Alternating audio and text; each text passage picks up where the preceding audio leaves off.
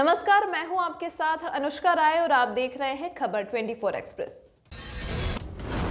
आज देश के महान स्वतंत्रता सेनानी नेताजी सुभाष चंद्र बोस की जयंती है और उनकी इस जयंती पर हम खास रिपोर्ट पेश कर रहे हैं। यह वह रिपोर्ट है जिसे देश का हर नागरिक जानना चाहता है।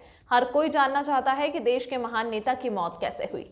क्या हवाई दुर्घटना नेताजी की मौत का कारण था या कुछ और बात थी? कुछ का मानना है नेताजी उत्तराखंड में 1977 तक रहे। पंडित जवाहरलाल नेहरू से लेकर मनमोहन सिंह तक देश के हर प्रधानमंत्री ने यह गुत्थी अपने उत्तराधिकारी को सौंपी, जिसे सुलझाने का प्रयास नरेंद्र मोदी ने अवश्य किया, मगर पहेली अब भी जहां की तहां है। स्वयं अंग्रेजों ने भी जाते जाते अपने तरीके से नेताजी की स्थिति की गोपनीय जांच कराई। इस विषय को लेकर काफी राजनीतिक आरोप प्रत्यारोप भी हुए और शोधकर्ताओं में काफी परस्पर तकरारें भी हुई, लेकिन भारत के राजनीतिक इतिहास की इस सबसे बड़ी पहेली को कोई भी प्रामाणिक तौर पर नहीं सुलझा सका।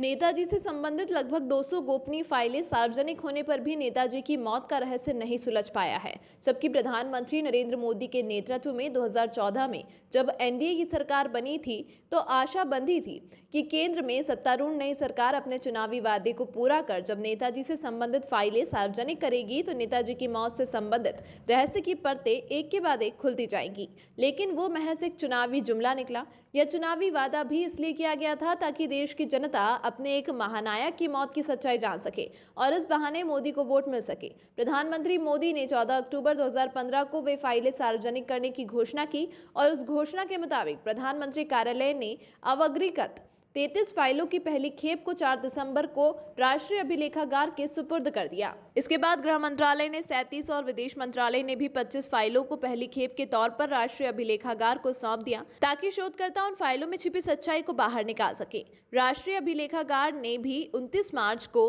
तथा 27 अप्रैल को 2 किश्तों में नेताजी से संबंधित 75 अविकृत डिजिटल फाइलों की प्रतियां सार्वजनिक जानकारी के लिए जारी की थी। अभिलेखागार ने 27 मई को सर्वसाधारण के लिए 25 फाइलों की चौथी खेप जारी की, जिसमें 5 फाइलें प्रधानमंत्री कार्यालय की, 4 फाइलें गृह मंत्रालय की और 16 फाइलें विदेश मंत्रालय की थी।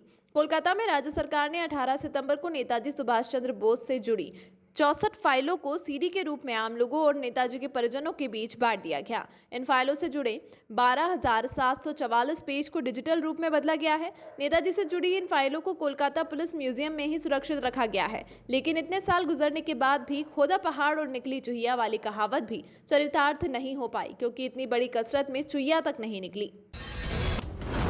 यह खबर आपको कैसी लगी? अपनी राय जरूर दें। इस खबर से संबंधित यदि कोई शिकायत है या सुझाव है तो जरूर बताएं। अगर आप YouTube पर हमारी खबरें देख रहे हैं तो खबरों को लाइक करना, शेयर करना व हमारे चैनल को सब्सक्राइब करना ना भूलें। अगर किसी के साथ कोई भी घटना घट रही है जिससे आप परेशान हैं या पीड़ित हैं, आप तुरंत हमारे WhatsApp नंबर पर जानकारी दे सकते हैं। धन्यवाद।